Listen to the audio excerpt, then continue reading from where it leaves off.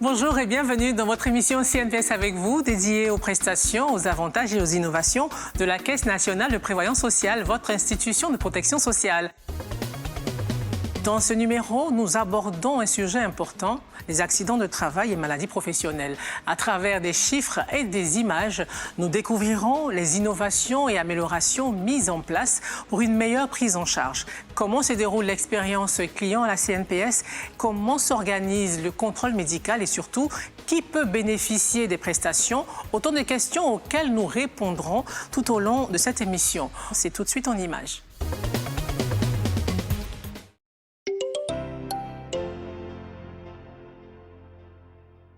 Disons que le contrôle médical, c'est un service interne de la CNPS et donc qui va intervenir sur l'ensemble des prestations qu'offre la CNPS à ses assurés sociaux, notamment au niveau du régime général de base et au niveau des régimes spéciaux, le régime spécial des travailleurs indépendants.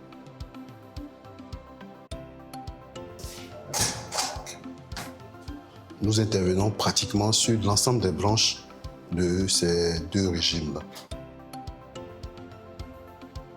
Au niveau du régime de base, les branches vont de la maternité aux accidentés du travail et aux maladies professionnelles. Donc, cet ensemble d'assurés sociaux vont bénéficier à travers la caisse des prestations du médecin conseil.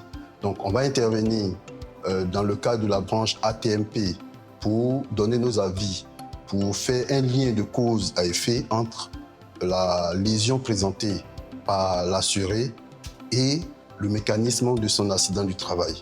On va intervenir aussi pour déterminer le nombre de jours d'ITT, donc de capacité totale de travail à payer et qui permet de payer une indemnité journalière à la victime.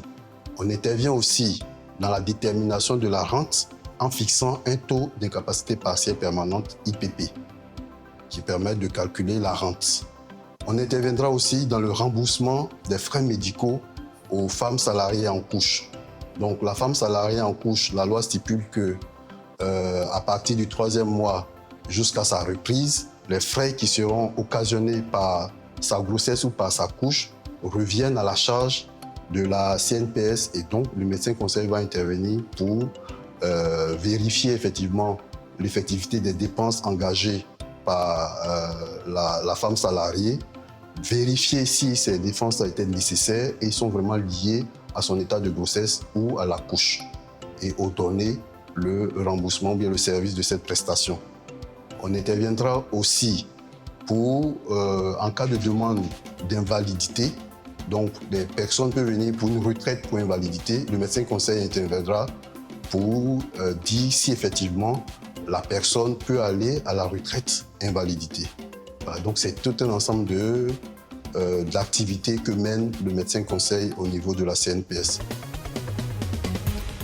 Une prise en charge complète, comme vous venez de le découvrir, c'est tout l'enjeu de l'action de la CNPS. Mais pour mieux comprendre la profondeur de ce dispositif, nous vous proposons l'ensemble du circuit de soins, du contrôle médical jusqu'à la rééducation. Je ne vous en dis pas plus, la suite dans Tout savoir.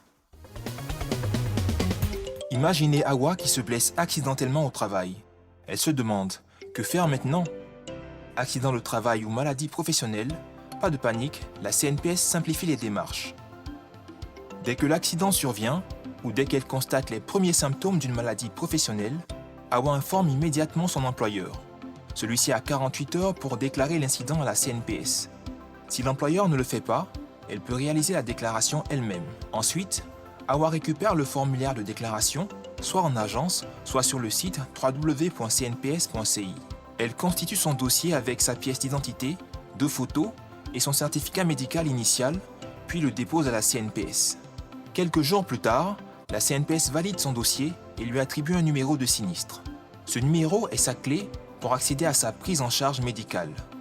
Awa poursuit ses soins dans un établissement conventionné. Si elle doit consulter ailleurs, elle conserve soigneusement toutes ses factures pour demander un remboursement. Pendant son arrêt de travail, la CNPS assure le paiement de son salaire. Si son employeur continue de la rémunérer, il sera remboursé. Sinon, Awa reçoit son salaire directement. Et si ces soins nécessitent un déplacement, elle peut demander une feuille de mise en route afin que ses frais de transport soient remboursés. À chaque étape, la CNPS accompagne Awa pour garantir son accès aux soins et à ses indemnités. Pour toute question, elle peut appeler le 27 20 25 21 00 ou visiter le www.cnps.ci. Le bonheur d'une nouvelle vie qui débute.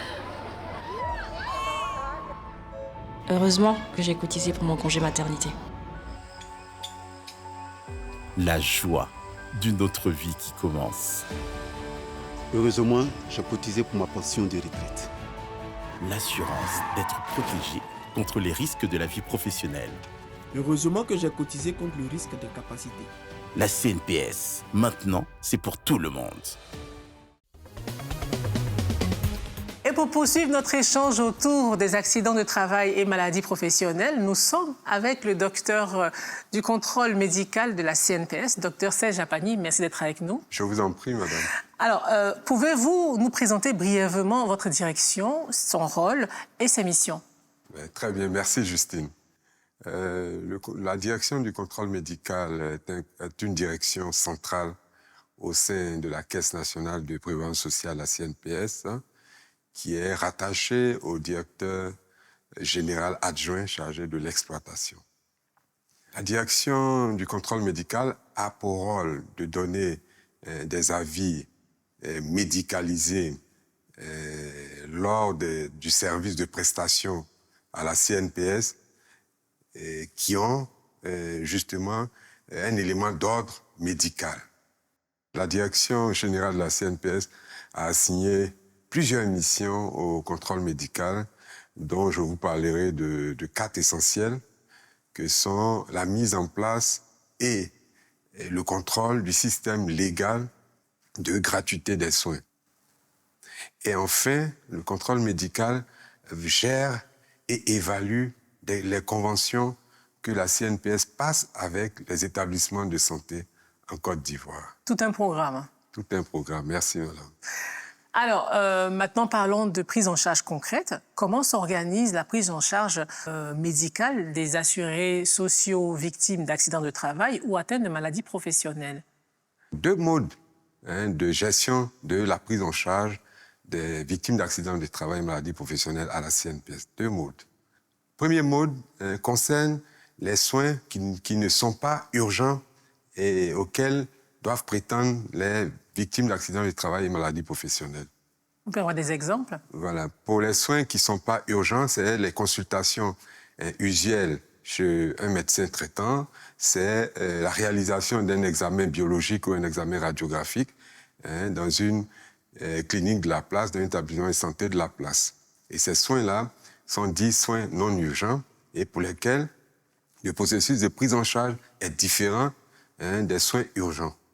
Pour les soins non urgents, les assurés sociaux de la CNPS se rendent au contrôle médical pour retirer ce qu'on appelle un bon de prise en charge, qui aujourd'hui est entièrement dématérialisé. Très bien.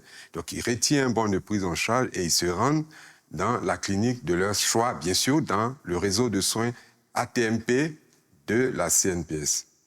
Il y a aussi des hospitalisations qui ne nécessitent pas une prise en charge en urgence. Par exemple, un assuré qui a un matériel d'ostéosynthèse, donc du fer, comme on le dit dans le jargon populaire, dans un membre et qui doit le retirer. Ce n'est pas un soin urgent. En ce moment-là, l'assuré va aussi se rendre dans une clinique qui va nous proposer une prise en charge qui va être délivrée par le médecin conseil, cette fois-ci directement en ligne. Et lorsque cette prise en charge est accordée par le médecin conseil à travers un avis d'hospitalisation et une facture pro forma, l'assuré social sera autorisé à se faire hospitaliser et à se faire prendre en charge. Ça, c'est ce qui concerne les soins non urgents. Mais pour les soins urgents, la CNPS a... Exemple de cas de soins urgents. Les soins urgents, c'est un AT qui, dans l'usine, se fait sectionner un membre. Il saigne et tout ça. La CNPS a voulu faciliter l'accès aux soins pour permettre d'éviter une mortalité ou une morbidité aggravée de nos assurés sociaux. Donc, l'assuré ou son employeur ou encore son ayant droit est conduit dans une clinique de la place, dans un établissement de santé de la place, et il reçoit les soins appropriés sans présumer de l'imputabilité de l'accident de travail ou de la maladie professionnelle.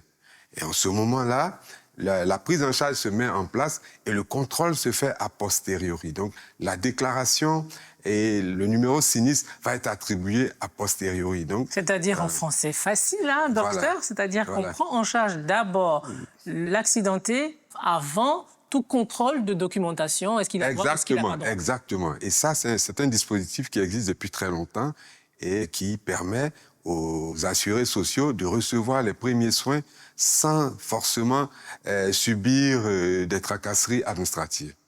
Et cela fonctionne très bien dans le réseau de soins, bien sûr. Et c'est pour cela que nous exhortons les employeurs à pratiquer le réseau de soins de la CNPS dans le cadre de la prise en charge des AT-MP. Docteur Serge Apani, merci pour votre éclairage. Merci, madame. Voici à présent votre capsule récap pour savoir comment déclarer un accident de travail en ligne. Bienvenue dans ce tutoriel pour vous guider à travers le processus de déclaration d'un accident de travail à la CNPS. Tout d'abord, accédez au formulaire. Rendez-vous sur le site officiel de la CNPS à l'adresse www.cnps.ci. Une fois sur la page d'accueil, cliquez sur l'onglet « Services en ligne ». Dans la liste des formulaires téléchargeables, sélectionnez et téléchargez le formulaire de déclaration d'accident de travail. Le formulaire est divisé en plusieurs sections à remplir. Après avoir complété le formulaire, vous devez le déposer à la CNPS. Il est important de noter que l'employeur peut informer la CNPS de l'accident par tout moyen avec une trace écrite, par exemple par mail ou par courrier, dès qu'il est informé de l'accident. L'employeur a l'obligation de déclarer l'accident de travail dans un délai de 48 heures, jour ouvrable. Si l'employeur ne déclare pas l'accident dans les délais, les travailleurs et leurs ayants droit disposent de 24 mois, soit 2 ans, pour faire la déclaration à la CNPS. En suivant ces étapes, vous pouvez vous assurer que votre déclaration d'accident de travail sera effectuée correctement et dans les délais impartis. Merci de votre attention et prenez soin de vous. Votre émission CNPS avec vous pour aujourd'hui c'est terminé. Merci de nous avoir suivis. Restons connectés via les réseaux qui s'affichent au bas de l'écran parce que la CNPS est votre partenaire pour la vie.